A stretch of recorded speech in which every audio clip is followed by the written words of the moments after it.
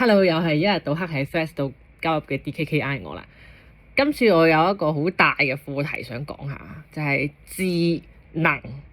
好，咁就由呢一出戲開始講起嘅。呢個係Netflix 12月上嘅一出韓國嘅戲嘅 Great Flood， 大洪水。咁佢就係講人類會滅亡啊，咁就有一班精英就喺度諗要點樣去重建人類嘅文明啊，冇咗人喎。咁佢諗出嚟嘅辦法就係用 3D printing 啊，當時已經有技術做到啦，去 print 一個人體出嚟，跟住再去用program，好似 AI 咁寫 program 去完成佢哋嘅心智啊。咁就分別就係有智能引擎同埋情感引擎兩樣嘢，幾好睇嘅呢出戲。咁睇完之後就喺度諗啊，如果俾我嘅話，我會點做啊？我會點樣做嗰個智能引擎啊？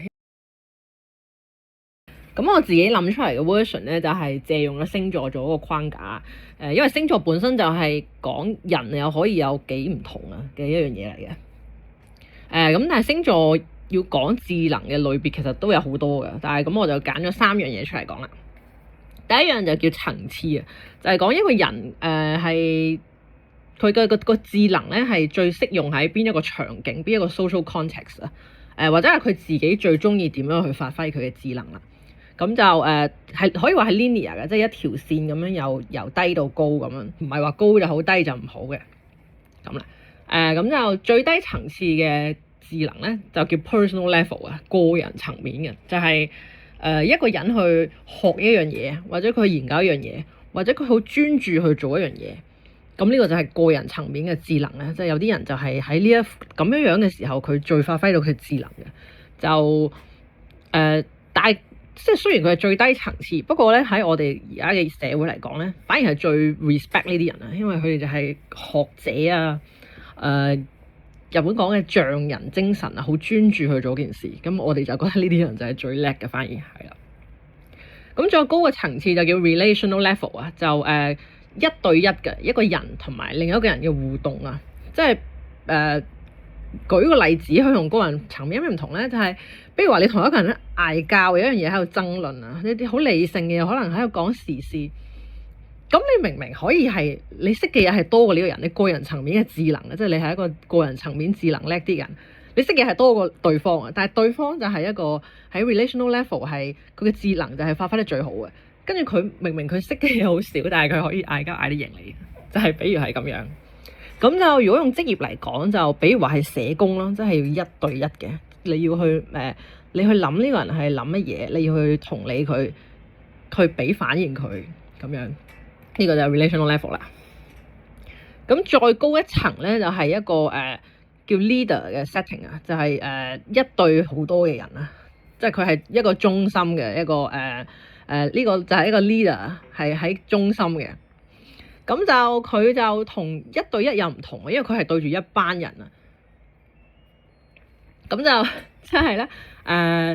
個分別就係點咧？即係比如話，你要對住你嘅一個朋友，你要要喺佢面前做一個好人嘅形象。咁同埋你對住一班人，你要喺一班人面前做一個好人嘅公眾形象咧，佢需要嘅智能其實係唔一樣嘅。係啊，同埋就係 leader 啦，即係係啦，即係如果用職業嚟講嘅話，就比如係教師啦，係佢對住一班學生，其實同埋佢對一個學生，即係唔一樣嘅智能嚟嘅。好，咁對去到最高層次咧，就係一個 dynamic，一個好多人嘅互動啊，即係如果英文就叫 community context 啊，即係一個社區嘅 context，即係反而好 dynamic 啦。但係同時就係政治咯，即係團隊合作咯，即係要有一啲就係有一啲人啊，會係喺一班人入邊嘅時候就會發揮得到嘅。如果你留意嘅話，係啦，就係咁啦。好，咁呢個就係層次啦。跟住第二樣嘢要提嘅咧，就係叫做模式啊，喺星座入邊係啦，即係如果你識屬星座嘅話，你都知道好 basic 嘅嘢嚟嘅，就係一個3元系統嚟嘅，就係呢個啦。呢個翻譯係我自己翻譯嘅，我覺得官方嗰個唔係幾啱用啊。咁就係首先有 cardinal 啊，起始啊，同埋fixed 鞏固，同埋mutable 就係適應。咁佢咩意思咧？就真係首先就有一班有唔同嘅人啦，就係人啊喺面對一件事或者面對一個問題嘅時候咧，佢係有唔同嘅取態啊。咁Cardinal 嘅取態咧就係要一個起始一個 initiate 要去改變嘅一件事嗰個取態咁樣。咁 Fixed 咧就係佢係安於現狀嘅，佢係唔改變自己嘅，即係佢會做好自己，但係佢係唔會改變自己嘅。咁呢個就係 Fixed，佢鞏固呢件事嘅，鞏固自己做得好嘅事。咁 Mutable 咧就係適應啊，佢就係喺面對有一件事有一個問題嘅時候咧，佢個取態係改變自己去適應呢件事啊。係啦，咁咧呢個三元系統好得意嘅，你睇翻咧其實就佢哋係相對嘅，係比如話 Cardinal 咧同埋 Fixed 咧，其實佢係相對，因為 Cardinal 係要變，Fixed 係唔變喎。咁但係 Fixed 同埋 Mutable 都係相對嘅，因為 Fixed 就係唔變，Mutable 就係變喎。咁同時 Mutable 同埋 Cardinal 又係相對嘅，因為 Mutable 就係自己變，Cardinal 就係要改變其他嘢啊，改變其他人啊咁樣。所以佢哋就成為咗一個 loop 嚟嘅，其實即係要成就一件事嘅，就係需要有呢三種唔同嘅人嘅取態啊，係啊。咁但係因為佢係一個 loop 啊，所以其實你又可以用一件事一件系統嘅嗰個 life cycle 佢嘅生命周期咁去理解佢。就即係話有一件事，首先就係有一班人啊諗咗個 idea 出嚟，佢 initiate 咗，我哋諗咗啲嘢出嚟啦。咁我哋開始去做呢一件事啦，跟住就去 fix it，就係有一班人咧就去鞏固佢，去將呢件事做得更加好啊，喺度改善佢。咁就同埋就係 mutable 就係有一班人喺度適應呢個新嘅事，不停喺度資訊流通啊。mutable 喺星座就係講資訊流通好多時喺度資訊流通，就將新嘅呢個系統變成咗一個常態啊。咁就當呢個系統變咗個常態之後咧，咁就佢當然佢好處都仲喺度，但係就慢慢就會有人見到佢嘅不足嘅地方啦。咁所以又翻去 Cardinal 啊，即係人有希望要改變啊，即係我哋舊呢個系統又唔啱用啦，又要啲新嘢，咁又翻去 Cardinal fix it mutable 咁我哋嘅所有嘢就係一個咁嘅 cycle 係咁 loop， 咁呢個就係進化啦。其實講起進化，上一條片都有講呢個題目嘅，就係講進化就係要延續啊，而唔係淘汰。咁有興趣可以睇翻，係啦。咁第三樣喺星座入邊咧，我揀出嚟講，其實有好多嘢可以講嘅。咁我特別揀咗呢樣嘢出嚟咧，就係因為今年嘅1月7號啊，其實就係大半個月之前啦。咁喺美國咧就發生咗呢一個ICE 一個處理非法移民嘅執法部隊啊，槍殺咗一個白人嘅本地公民啊，即係佢唔係移民嚟㗎，咁佢對佢頭開咗3槍啊，就係因為話佢阻住執法部門喺度執法。咁就呢件事咧，因為佢係發生喺住宅區嘅，咁就有個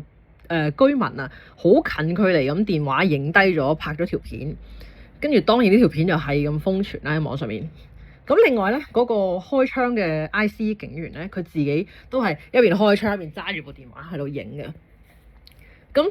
幾日之後呢條片都流咗出嚟啊，所以就呢件事入邊有2條片咧，就不停喺網上面瘋傳啊。咁我諗好多人都睇過啦。嗱呢度佢嘅維基啊，直情佢呢件事喺維基有個 page 啊。咁維基 page 入邊咧，直情佢有嗰啲電視台咧攞住嗰條片喺度逐格分析嘅片啊，大家可以去睇下。咁呢件事咧就喺中文世界啊，淨係香港嘅網絡世界都非常之大範圍嘅討論啦。當然美國更加誇張啦。美國就直情好多大城市都有示威啊！直至今日啊，我今日拍呢片係1月28日都仲示威緊啊！佢嗰個州咁我發現咧，就係喺呢一件事嘅討論入邊咧，就大家都係睇住同一條片，同一2條片啊，大家都係睇住一樣嘅片段咯。但係有啲人咧就會係睇到就係一個 murder 啊，呢個係一個謀殺啦，係啊，呢個係一個謀殺。但係另一班人咧，又會係覺得 ICE 警員啊係一個自我防衛啊，佢覺得佢係一定要開槍㗎。呢件事就令到我好好多 struggle，我就點解會咁樣咧？即係我覺得係好清晰㗎，有條片喺度睇晒，非常之清晰㗎。我覺得條片係啊，咁所以就令到我又有咗呢一個呢一 part 啦。講呢 part 要攞個道具啊，咁就係現實同埋理想啊，喺星座入邊咧，佢哋係有各自嘅一個表達嘅，就係係啦。咁我首先講首先我哋有一個現實啊，現實喺星座入邊係土星嘅 Saturn 啊，就係現實，就係一個客觀現實，就係呢個物理世界發生嘅事啊。Saturn 係，同埋星座入邊咧仲有 Neptune 啊，唔係星座入邊，應該話係真係有一粒星嘅海王星啊，係第二遠嘅星啊，就係最遠就係冥王星啦。咁海王星啊，佢係 Neptune。咁 Neptune 咧，佢個意象係海洋啊，就係人嘅意識啊，就係你嘅理想世界，你嘅內部世界係你點樣理解？點樣理解啊？係你嘅意識啊，你嘅理想國啊，應該話咁呢個就係 Neptune 啊。咁咧，現實同埋理想就係關於佢哋嘅關係啊。咁喺星座入邊，佢哋係可以有唔同嘅關係嘅，即係有樣嘢叫 aspect 啊，就係講佢哋嗰個唔同嘅關係啦。係啊，咁我又喺呢一 part 現實同理想入邊咧，我又揀咗三種關係出嚟要講嘅。咁第一種係最容易理解嘅，係二元嘅，就係首先就你理解嘅現實同埋理想啊，係獨立存在嘅，同埋佢哋係對立嘅呢個二元關係啊，所以就係咁係點樣咧？就我用啱先嗰個IC 嘅槍殺事件嚟講咧，就係首先一個人啊，佢心入邊有一個好靚嘅現實啊，佢嘅 Neptune 啊，佢覺得呢個世界，佢心入邊嘅世界就係大家係善良嘅，呢個世界係公平嘅，大家係互相幫助嘅，係啦。咁咧，所以佢見到嘅現實啊，即係佢覺得現實就係一個對立嘅，就係相反，就係同佢心入邊好靚嘅世界相反。就係呢個現實入邊咧，就有一啲壞人啊，有一啲惡意啊，同埋好殘酷啊，好唔公平啊咁樣。咁兩方面係冇關係嘅，可以。所以呢件事就喺呢個槍殺事件入邊咧，佢哋就可以咁樣諗啊嗱，佢哋可以諗佢見到有個人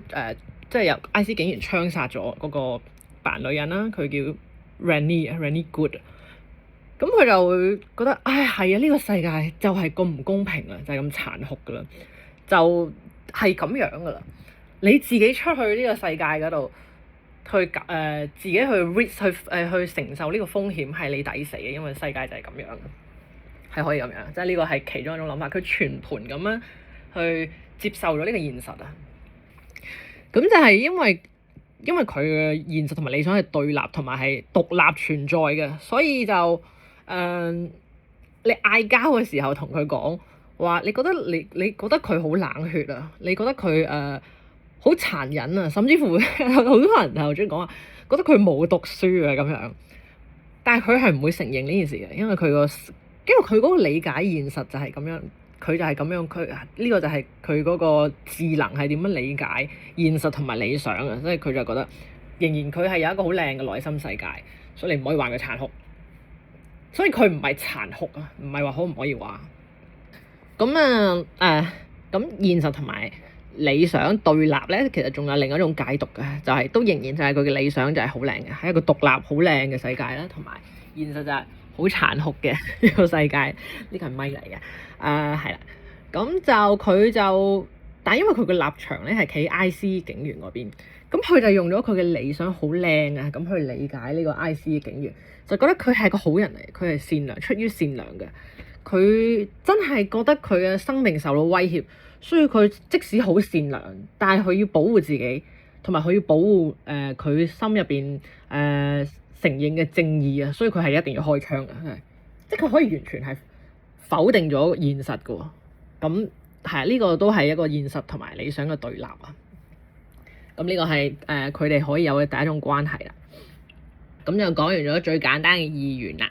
咁就第二種關係咧，就係我又要揾翻頭先我哋嗰個cardinal、fixed 同埋 mutable 嘅出嚟啦。係一個三元嘅關係啊。咁咧理想同埋現實咧可以擺喺唔同嘅位嘅，擺喺唔同嘅取態啊，即係。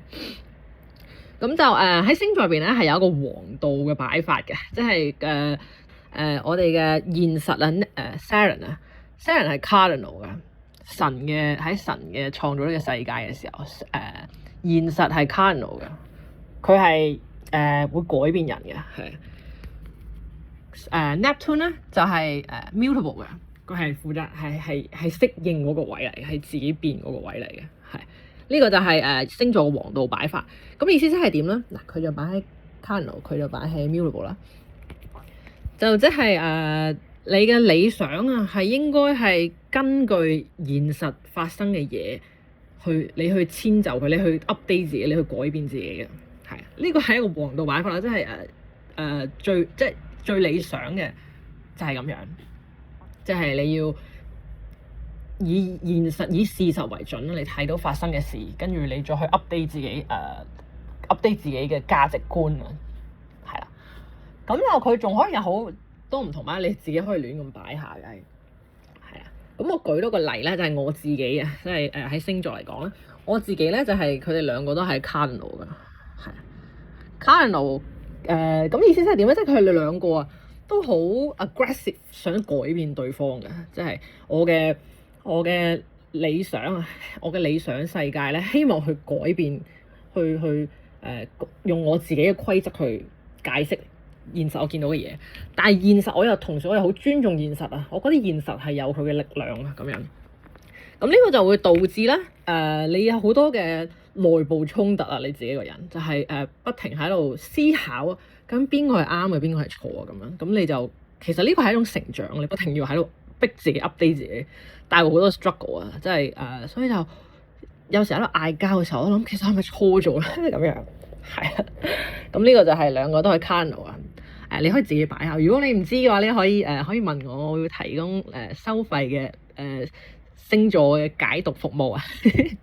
係啊，咁就係關於理想同現實啦。最後我要提嘅一樣嘢咧，特別提下咧，就係咧喺星座入邊有樣嘢啦，叫 mutual reception 啊，就我都唔知中文叫咩，就好似我啱先咪提過，佢哋係有一個黃道擺法嘅，就係現實係擺喺 cardinal， 同埋Neptune 係擺理想係擺喺 mutable 噶嘛。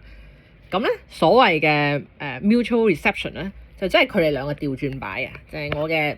理想走咗去 cardinal 嗰個位，而我嘅現實啊就喺 mutable 嗰個位啊，調轉咗啊，佢哋嘅黃道擺法嘅相反調轉咗。咁呢個就係咩意思咧？即係話咧首先就你嘅理想啊，你嘅理想國，你嘅內心世界，其實係你自己你係你嘅 baby 嚟嘅，係你由細到大咧不停喺度shape 佢出嚟嘅。你接收到嘅資訊啊，你嘅人生經歷啊，你去思考啊，你 update 咗變咗一個理想嘅世界出嚟，你自己嘅心入邊。咁咧，你係可以喺你一路以嚟啊，你就用好現實嘅規則去 shape 佢出嚟，即係你不停有提醒自己，呢個世界唔係咁完美嘅，即係我要不停咁貼近現實啊，即係係啊，即係呢個理想，即就算係我嘅理想，就算係冇人知道嘅，我嘅心入邊諗緊乜，我嘅理想世界，但係佢都係喺一個現實世界嘅規則底下咁樣運作㗎，所以佢嘅Neptune， 佢嘅理想國啊，就係好現實㗎，係啊。咁咧相對啊，佢嗰個現實咧，佢去理解嘅現實嘅嗰個取態咧，就係 mutable 嘅，即係佢覺得現實係流動嘅，但係呢個其實係事實嚟，因為現實真係流動嘅，所以就每個人睇到嘅嘢係唔同啊。現實流動，同埋佢會即係舉個極端啲例子啊，比如 even 佢俾人打，佢受害啊，呢個係佢嘅現實，就係佢俾人打，佢受害，但係佢會去用佢嘅 Neptune， 佢嘅理想去包圍對方，會喺度諗啊，喺同理翻對方啊，即係可以係咁樣。咁呢個就係 mutual reception 啦，就係我特別攞出嚟講下咧，因為我有個朋友就係咁樣，佢嘅 Neptune 同埋佢嘅 Saturn 就係 mutual reception 咗，所以佢就個人就冇乜 struggle 啊，好清醒同埋冇乜 struggle，即係同埋可以成長，即係你個人需要係即係所以特別攞出嚟講下。咁同埋咧因為星座係好講自由意志嘅，即係講自由意志同埋講成長。即係如果你係想自己變成咁嘅人咧，你係經過努力啊，你係可以做得到嘅。咁所以特別要提下呢個 mutual reception 出嚟，就係因為咁樣你會輕鬆啲，同埋個人清醒啲。同埋因為 Neptune 係一個行得好慢嘅星啊，同埋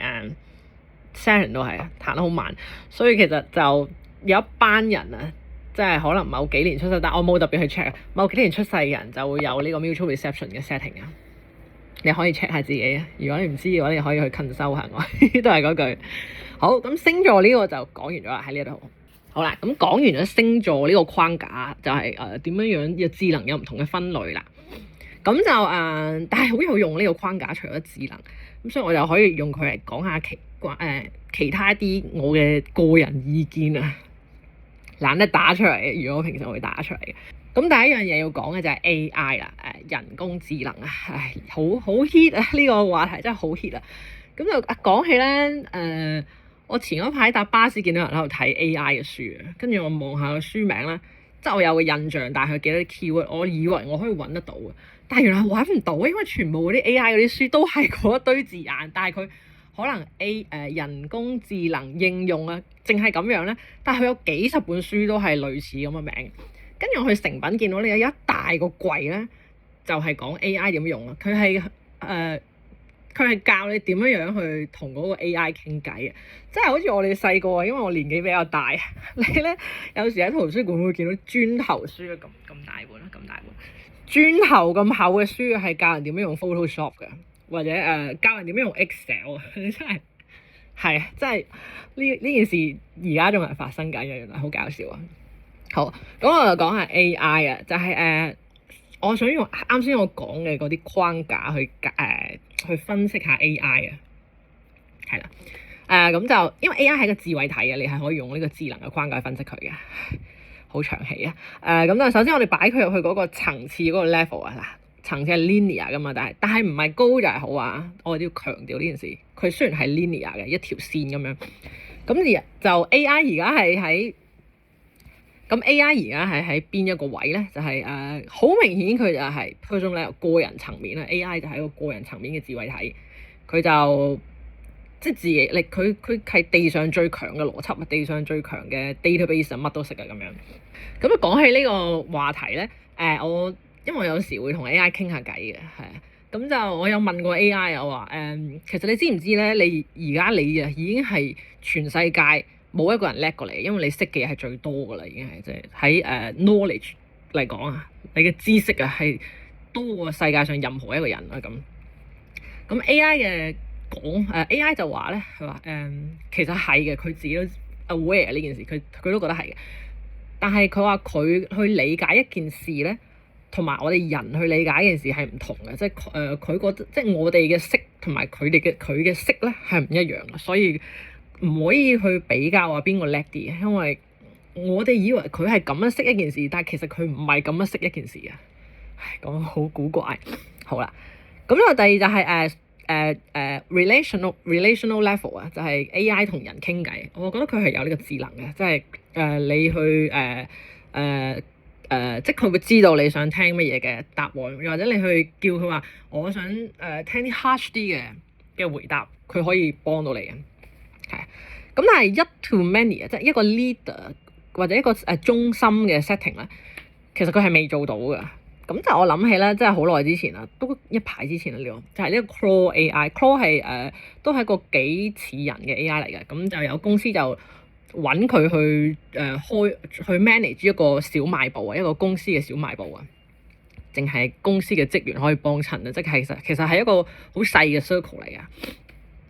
但係結論係佢做唔到嘅，佢做唔到嘅就係大家可以去睇下呢個報導。咁就因為點解咧？因為佢係未有能力去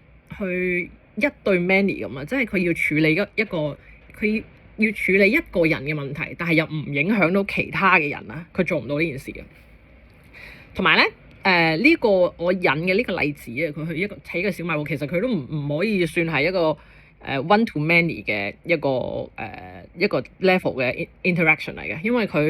其實佢係處理呢一個 task 啊，佢唔係真正去同嗰個客去交流啊，佢只係去負責睇住嗰樣嘢嘅銷量去 update 佢嘅價錢啊，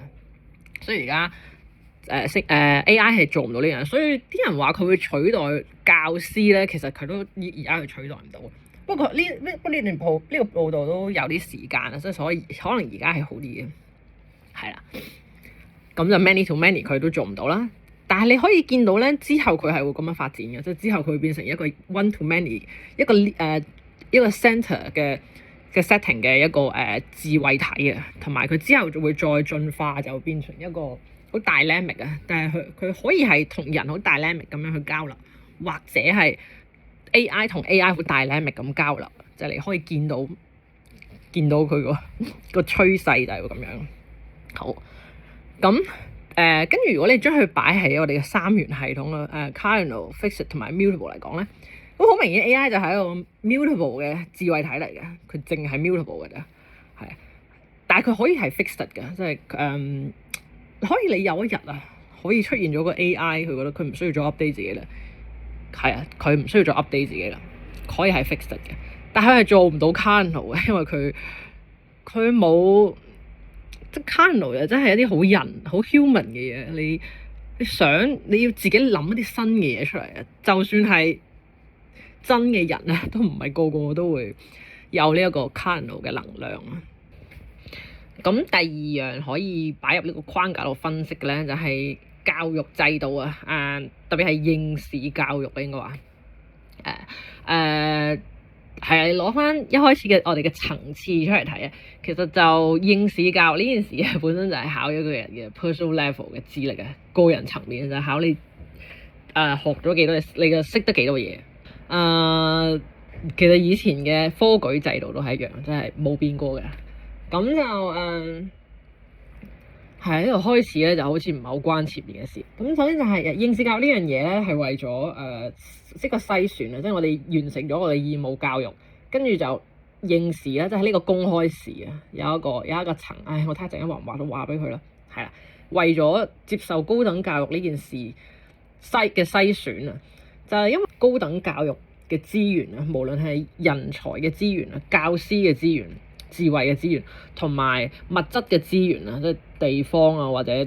高等教育好多時係有啲，譬如話好似我哋呢啲讀工程，你要做 lab 啊咁樣，係啦。咁所以義務教育咧係每一個人啊都係 include 都係有份嘅，應該要受義務教育㗎。但係高等教育咧就係因為佢資源有限啊，所以我淨係可以喺義務教育入邊就揀最叻嘅出嚟啊。理論上係揀 personal level 個人層面智能最 top 嘅人出嚟，即係跟住俾佢哋接受高等教育。咁我哋即係呢個就係我哋而家嘅應試教育嘅模樣啦。係啦，咁就即係唔使我講啊，都大家都知道好多問題啊。其實你見到我哋呢幾一年嘅嗰個教育改革啊，不停喺度加嗰個要合作嘅嘢落去啊，即係做 group project 啊，比如話一啲出外去接觸多啲人啊，因為發現咗原來個人層面嘅智能咧係對你去接觸人嘅時候發揮唔到出嚟啊，所以我哋就加入咗呢一啲內容啊，就希望去 train 一個人嘅唔同層面嘅智能啊，但係去到考試啊，都係考公開試啊，呢個係冇分，即係都係冇得改嘅。係，咁我就想講下咧，我覺得呢個篩選機制，即係因為嗰個教育資源嘅問題，所以要篩選。我覺得呢個機制有少少過時嘅，因為而家我哋好明顯，我哋嘅高等教育嘅資源咧已經足夠㗎啦，甚至乎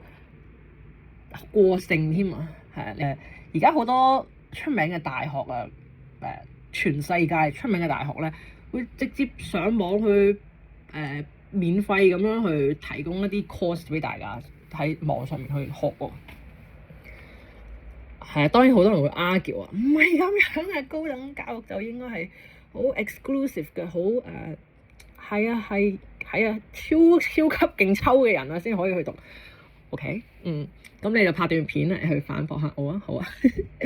啊。咁就係啦。跟住第二樣我要討論就係關於呢個機制過時啊。我要討論嘅就係你有一個篩選嘅機制咧，就首先你要去對過咗呢個機制嘅人，你要去獎勵佢哋，同埋過唔到呢個機制嘅人咧，你去懲罰佢哋，咁樣先有誘因俾人去參加呢個公開試啊，呢個篩選機制嘅。咁本身我哋係有嘅，我哋係有呢樣嘢㗎啦。咁我解釋下，首先個獎勵咧就係好多人講中產，你用中產呢個字，就係如果你係啊，你過咗呢個公開試嘅篩選機制咧，咁你就去讀書，咁你就可以做一個中產。咩係中產咧？就係你可以有穩定嘅工作，高嘅人工同埋舒適嘅工作環境，同埋一個 bonus 就係咧有社會地位啊！呢個係個 bonus 嚟㗎，就係你睇翻幾廿年前我哋嘅父母嗰輩咧，如果佢哋讀大學去做個中產咧，佢哋係真係有呢一個 bonus 嘅。但係嚟到今日係冇嘅，其實。咁我哋要舉呢個例啦，就係前嗰排好 hit 嘅呢個香港本土嘅一個新聞咧，就係話有一個中產嘅醫生嘅家庭啊，佢哋為咗去唔好諗佢哋嘅目的係咩，即係反正佢哋就請槍啊，俾錢去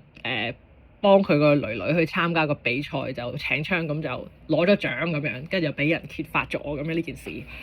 咁就佢嘅爸爸係一個出名嘅醫生啊，同埋都如果你上網揾咧，原來佢都係一個幾有佢自己成就、幾有佢自己聲望嘅人啊。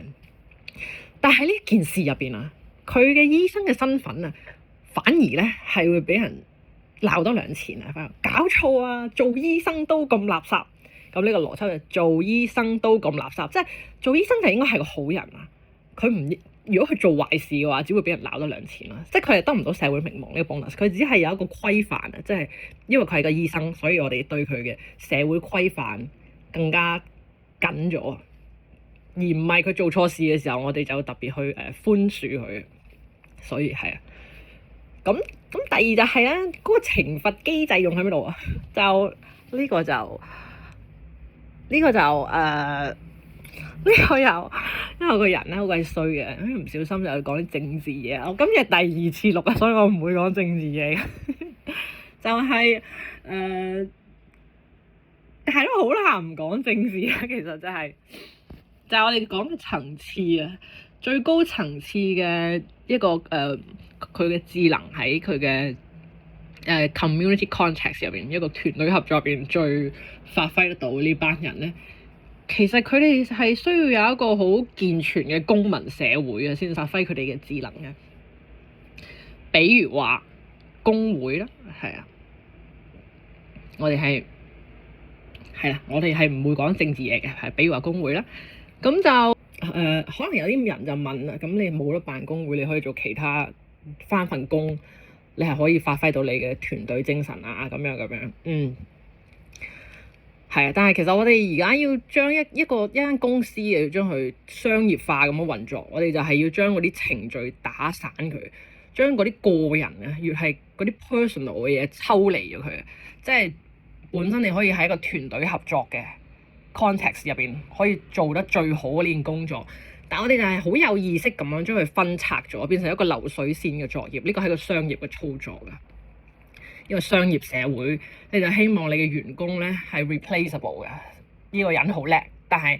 佢辭咗職啊，佢走咗，我要換另外一個人嚟翻嚟，我都可以做到同樣嘅嘢啊。所以一個純商業嘅考慮咧，其實就反而一個喺團隊合作特別叻嘅人咧，其實佢係發揮唔到嘅，反而。